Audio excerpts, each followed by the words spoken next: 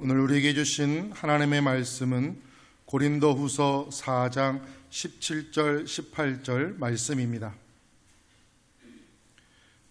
고린도후서 4장 17절 18절 말씀입니다. 신약성경 290면입니다. 제가 봉독해 올리겠습니다. 우리가 잠시 받는 환난에 경한 것이 지극히 크고 영원한 영광에 중한 것을 우리에게 이루게 함이니 우리가 주목하는 것은 보이는 것이 아니요 보이지 않는 것이니 보이는 것은 잠깐이요 보이지 않는 것은 영원함이라. 아멘. 귀한 연주 감사합니다. 우리가 하나님의 자녀로 산다는 것이 다 하나님의 은혜였어. 인정하십니까? 찬양하며 예배하며 또 복음을 전하는 것이 축복이었어. 여러분 다 정말 하나님의 은혜로 오늘 또 여기 이 자리에 모여서 예배하는 것 큰 축복인 줄로 믿습니다. 여러분들 감사합니다. 오늘 또 은혜 받고 새 힘을 얻으시기를 바랍니다. 오늘 설교 제목은 영원한 삶에 초점을 두라 그렇게 정했습니다. 같이 한번 합시다. 영원한 삶에 초점을 두라. 우리 기독교의 가장 중요한 특성을 한마디로 정의한다면 변화에 있습니다. 변화에 있습니다. 변화한다는 것은 내 신앙 인격이, 내 내면이, 내 영성이, 내가 하나님을 섬기는 그 모든 것이 다 성장했다, 달라졌다 이 말입니다. 그래서 주님은 우리의 영적인 성장을 원하십니다.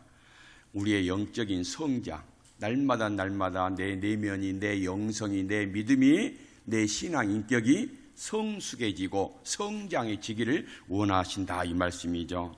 변화는 5단계를 거칩니다. 변화는 5단계를 거쳐 오늘 이 5단계 중에 4단계만 이야기를 하려고 합니다. 자, 변화에는 5단계가 있는데 처음에는 비움, 그 다음에는 맡김, 그 다음에는 고요함과 평안함, 그 다음에는 채움. 이 4가지인데 5단계 마지막에는 하나님 나라, 영원한 하나님 나라, 하나님을 바라보는 거예요. 주님만 바라봅니다. 우리가 찬양을 했잖아요. 여러분, 매일매일이 이 4단계가 잘 된 사람은 날마다 매일매일 하나님 나라만, 영원한 것만 바라보며 산다 이 말이에요. 그래서 이 4가지가 중요한데 여러분이 설교를 들으시면서 나는 어느 단계에 지금 와 있나, 나는 어느 단계에 머물러 있나 한번 점검을 해보시면 여러분들의 신앙에 많은 도움이 될 거예요. 우리 인간은 2 종류로 구별이 됩니다. 하나는 하나님으로부터 부름을 받고 순종하는 사람과 부름을 받지 못하고 불순종하며 일생을 사는 사람이 있습니다.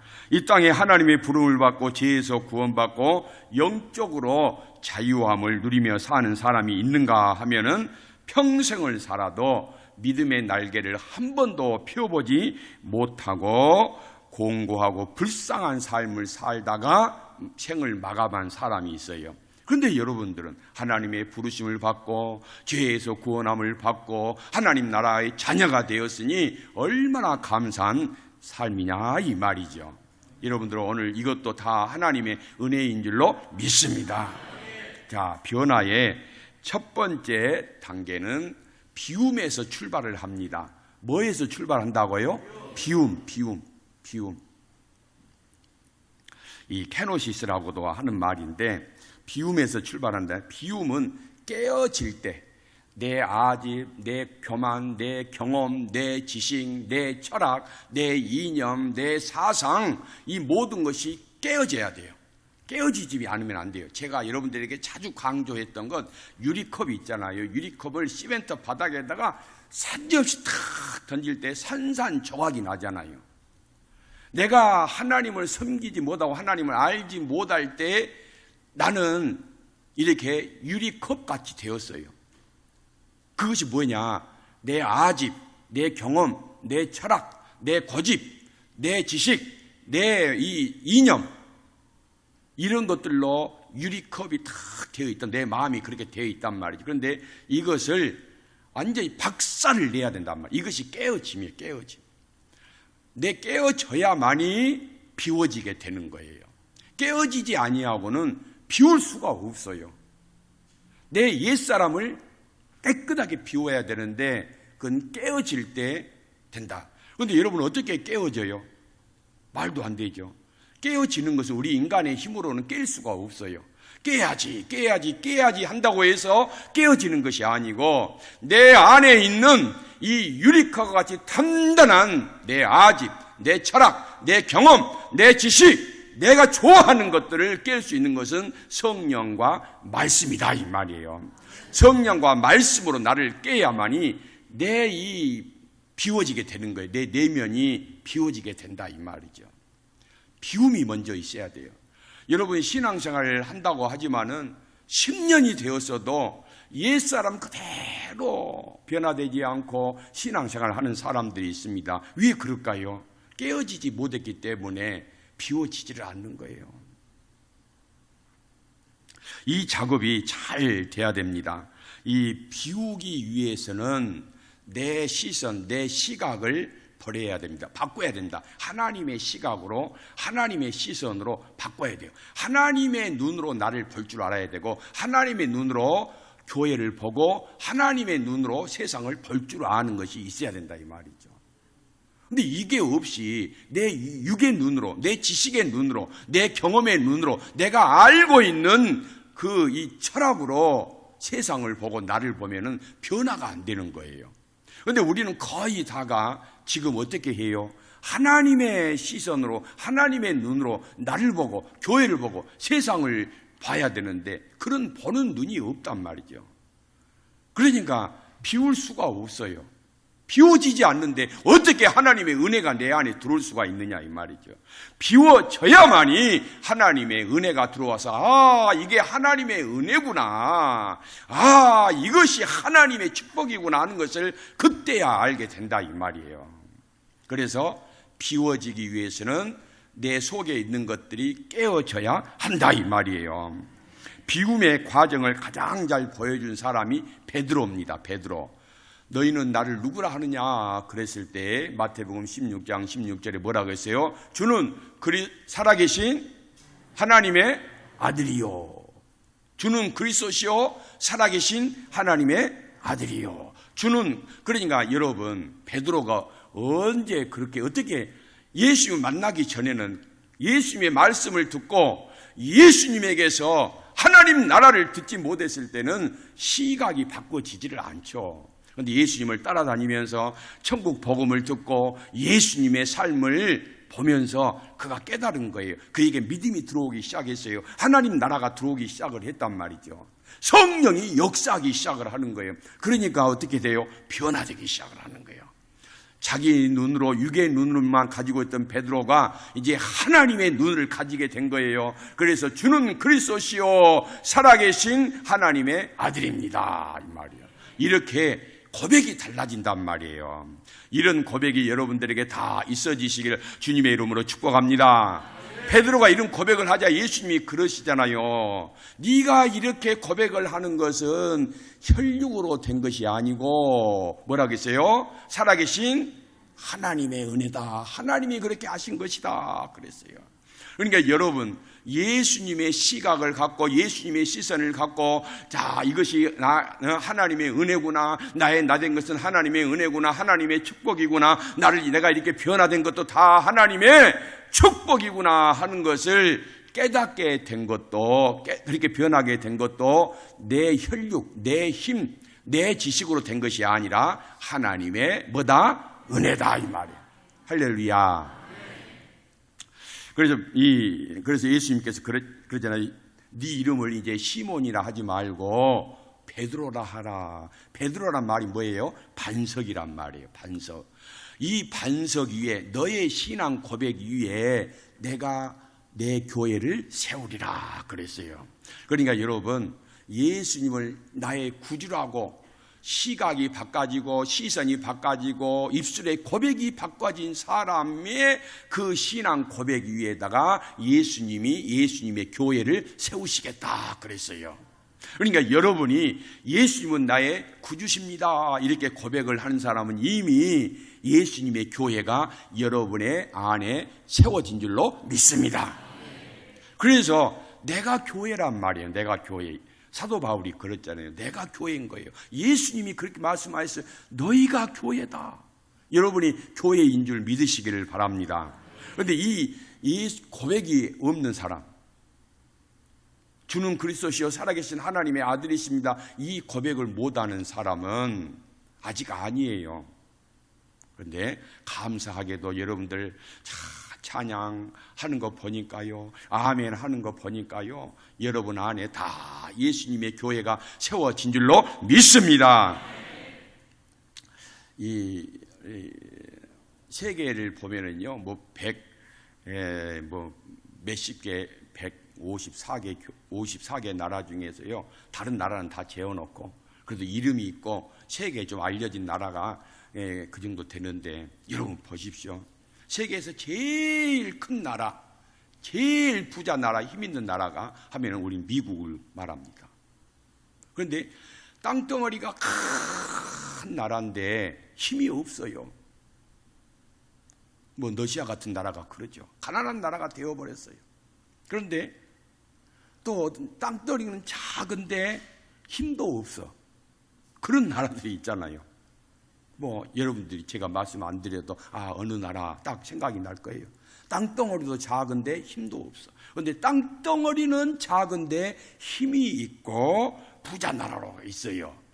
저는 두 나라를 여러분들에게 소개하고 싶어요. 하나는 우리 대한민국.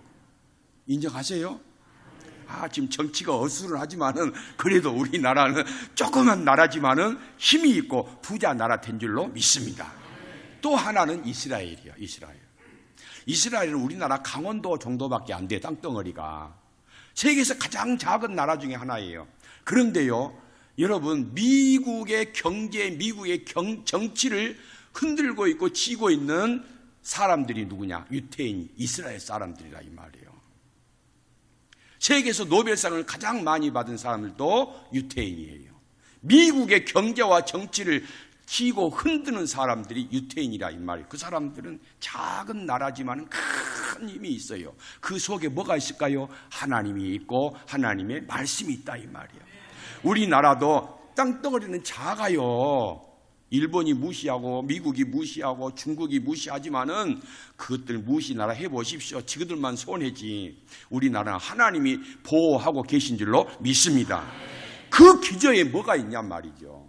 하나님이 우리 민족의 주인이 되어주시고 우리 한국 교회를 통해서 영광 받으시는 하나님이시기 때문에 우리나라가 힘이 있는 줄로 믿습니다. 성도 여러분들도 마찬가지예요. 세상에 자랑할 것이 없어요. 빌딩도 없고 큰 돈도 없고, 그래도 나는 하나님이 계시고 예수님이 계시기 때문에 나는 강한 사람이야. 나는 부유한 사람이야. 나는 부자야. 나는 능력 있는 사람이야. 이 믿음으로 사시기를 주님의 이름으로 축복합니다. 남들하고 비교하지 마라 이 말이에요. 남들하고 비교하지 마세요. 나는 하나님이 보시기에 나는 나 혼자라 이 말이야. 나만의 독특한 특성을 가지고 있는 인물이란 말이죠. 그런데 우리가 하나님께서 원하시는 그 기준의 사람이 되지를 못해요. 왜냐? 비우지를 못하기 때문에. 옛 사람이 깨지지를 않기 때문에. 오늘 설교를 들으시면서 여러분을 지탱하고 있는 것이 하나님의 은혜와 말씀이요 성령이 돼야 되는데 세상 것으로 지탱을 하면 안 돼요. 그걸 오늘 다 깨버리시고 홀가분하게 하나님으로 채워서 내려가시기를 주님의 이름으로 축복합니다. 두 번째 변화는 맡김입니다. 두 번째 단계는 맡김이, 비우고 맡김. 맡긴다. 여러분, 맡긴다는 것은 뭐예요? 예수님께서 마태복음 16장 24절을 보면은 누구든지 나를 따라오거든 자기를 부인하고 자기 십자가를 지고 나를 쫓을 것이니라 그랬어요. 여기서 부인이라 한단 말이 주님께 맡긴다는 거예요. 자기를 부인하지 못하는 사람은 주님께 자기 자신을 맡기지를 못합니다. 맡긴 사람은 자기를 부인하는 사람이다 이 말이에요. 맡기는 거예요. 맡기는 거. 부인이 맡긴다. 최 목사 부인 김혜영이 말한 게 아니고 맡기는 거예요. 맡기는. 몽땅 맡기는 건데 영성 신학에서는 이 맡기는 것을 주와 동행, 주님과 동행, 하나님과 동행 그럽니다. 맡기는 것은 하나님과 뭐라고요? 동행이요. 동행. 여러분, 하나님과 동행하는데 부끄러운 죄를 질 수 있어요? 은밀한 죄를 질 수 있어요? 하나님 앞에 거짓말할 수 있고 하나님을 속일 수가 있어요? 남에게 손가락질 당하고 비난받는 그런 행동을 할 수가 있느냐 말이에요. 할 수가 없는 거예요. 주님과 동행하는 사람은 사람들로 칭찬을 받을 수밖에 없어요. 주님과 동행하는 사람은 하나님의 영광을 위해서 살게 되어 있다 이 말이에요. 자, 맡김은 뭐라고요? 주님과 동행인데 자기를 부인하는 거예요. 부인하는 거. 이것이 잘 돼야 돼요. 베드로도 주님께 칭찬을 듣잖아요. 자, 신앙 고백, 주는 그리스도시요 살아계신 하나님의 아들입니다. 칭찬을 들어요. 그런데 얼마 뒤에 가서 내가 십자가를 져야 할 것이다. 주님, 그럴 수 없습니다. 주님에게 그런 일이 일어날 수 있어서는 안 됩니다. 제가 그렇게 하지 못하게 할 거예요. 그러니까 예수님으로부터 책망을 듣잖아요. 사단아, 내 뒤로 물러가거라. 너는 나를 넘어지게 하는 자라. 칭찬을 받았는데 어떻게 해요? 또 책망을 받잖아요. 또 열심을 다해서 수제자로서 맡겨진 일을 잘 하는데 실수도 많이 하는 거예요. 그런데 여러분, 이런 과정을 거치는 거예요. 이런 이런 과정을 칭찬도 받고 또 책망도 받고 열심히 하는데 실수도 하고 그러면서 어떻게 돼요? 비워지게 되고 자기를 부인하게 되고 하나님께 맡기게 되고 주님과 동행하게 된다 이 말이에요. 이런 과정이 있으면서 성숙해져 가고 변화되어 간다 이 말이에요. 어느 날 갑자기 여러분 변화된 사람은 없어요. 어느 날 갑자기 사람이 헷가닥하는 사람은 정신이 돌아버린 사람이지 그렇게 될 수가 없어요. 그냥 늘 쓰러지고 넘어지면서도 다시 믿음으로 일어서게 되고 그러면서도 다시 말씀을 붙들고 주님 십자가에 동참하고 주님과 동행하는 사람들을 통해서 내 내면이 하나님의 사람으로 하나님의 인격으로 영성의 사람으로 바꿔지게 된다 이 말이죠. 여러분, 맡기지 못한 이유가 많이 있어요. 맡기지를 못해 자기를 부인하지 못한 것이 있단 말이에요. 그것은 육에 속하기 때문에 그러는 거예요. 육에 속했기 때문에. 육에 속했단 말은 무슨 말이에요? 내 개인, 내 생각, 내 욕심, 내 야망, 내가 좋아하는 거, 그걸 위해서 사는 거예요. 그런데 여러분, 육신의 것만 위해서 내가 좋아하는 것만 위해 살다 보면은요, 믿음이 없어요. 믿음이 연약해집니다. 참 그런 사람들 보면 안타까워요. 몸은 멀쩡해요. 그런데 믿음이 연약한 사람들이 있단 말이죠. 누가 살짝만 건드리면 툭툭 넘어지는 사람들. 사네 못 사네 하고 죽겠네 살겠네 하고 막 그런 사람들이 있잖아요. 조그만 일에도 그런단 말이죠. 왜 그래요? 믿음이 없어요. 믿음이 없으니까 믿음이 없는 연사람 대표적인 모습이 연약하다 이 말이에요. 그래서 사람들은 주님께 맡기는 사람이 못되고 자기를 부인한 사람이 되지를 못하고 주와 동행하지를 못한다 이 말이에요. 여러분, 주님과 동행하는 든든한 믿음으로 사는 것이 최고의 복인 줄로 믿습니다. 이 기독교 국가인 영국이 산업혁명으로 엄청나게 이제 국가가 부자 국가가 됩니다. 이제 완전히 나라가 변혁이 일어난 거예요. 새로운 이 자본주의가 이제 유입이 됩니다.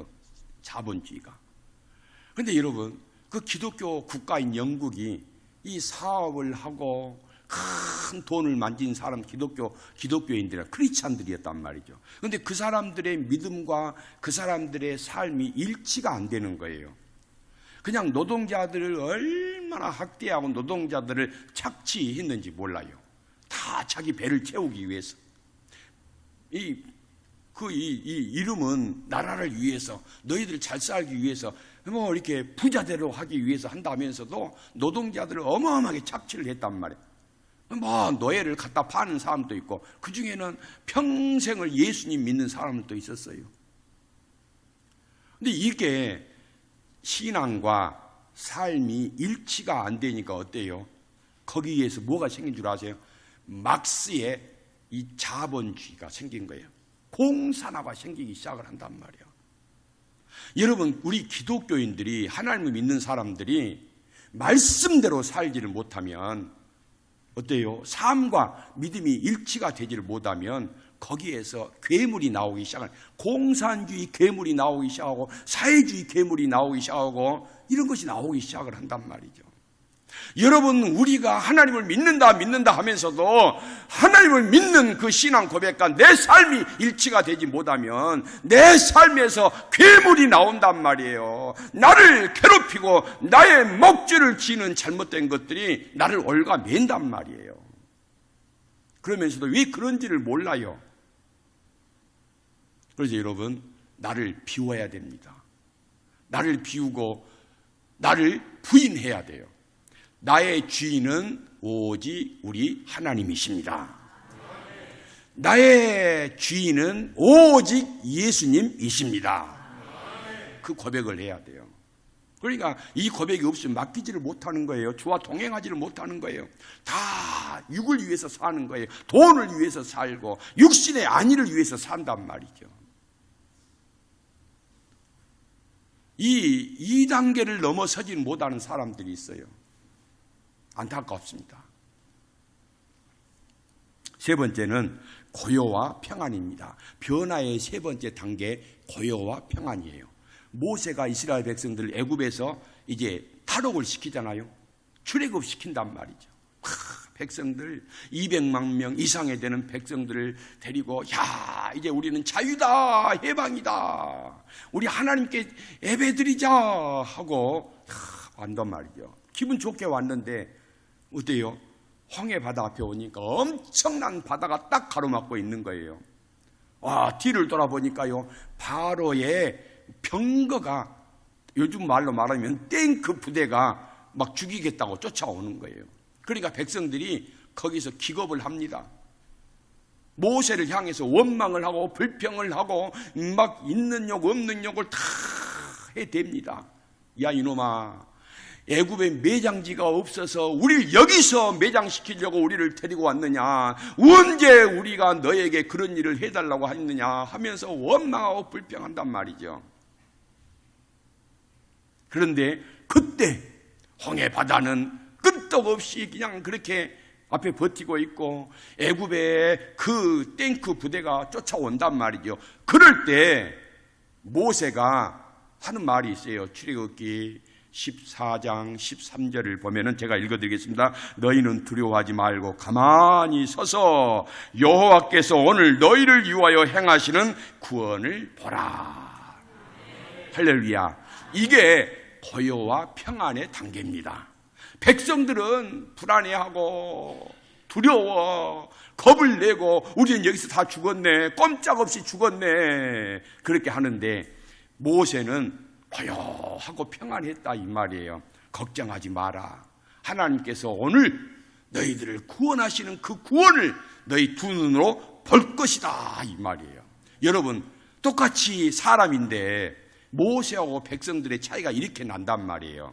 여러분, 세상 사람들은 지금 나라 꼴을 보고 그렇게 막 화를 내고 분노하고 소리를 질러대고 누구 죽일 놈, 누구 퇴진하라, 누구 특검해라 막 이렇게 해도 여러분들은 어때요? 하나님을 보고 하나님이 우리나라를 주관하신다, 하나님이 우리나라를 이끌어 가신다, 하나님이 우리나라를 축복하여 주신다, 이런 믿음으로 여러분 마음의 고요와 평안을 지키시기를 바랍니다. 저도 마음의 고요와 평안을 못 지킵니다. 와, 하가 그냥 그렇게 요즘은 기도 제목을 바꿨어요. 하나님, 일본이 이제 오염수를 방출했는데 어떠겠어요? 미국도 일본 손 들어주고 IAEA도 일본 손 들어주고 뭐 그러는데 이제 우리가 어떤 독을 마실지라도 해를 당하지 않게 하여 주옵소서. 제 기도 제목이 그렇게 바꿔졌다니까요. 이제 그렇게 기도할 수밖에 없는 거예요. 참. 그런데 하나님이 우리 편이 되어주시면 해를 당하지 않을 줄로 믿습니다.